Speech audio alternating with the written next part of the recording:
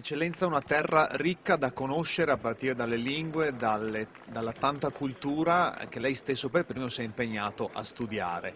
Una bella accoglienza, un bel clima di festa abbiamo respirato. Sì, sì, ringrazio il Signore e tutte le persone perché già dalla sosta alla Tisana ho colto subito un clima così proprio molto, molto, molto affettuoso, molto, molto gioioso, immediato, che facilita cominciare il cammino, per cui io adesso entro, sono cosciente che devo capire, dedicherò i primi mesi, penso abbastanza mesi, principalmente a questo, ecco, anche muovendomi per la diocesi, perché c'è anche proprio da farsi un'idea visiva del territorio, della distribuzione delle comunità cristiane, perché è molto diversa da quella di Treviso.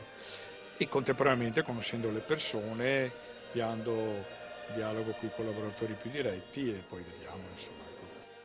O soi sicuro de chi ha viers anche i vostri curs per conoscersi, volessi ben e sostenissi tanto che nos insegna il Vangelo di Gesù.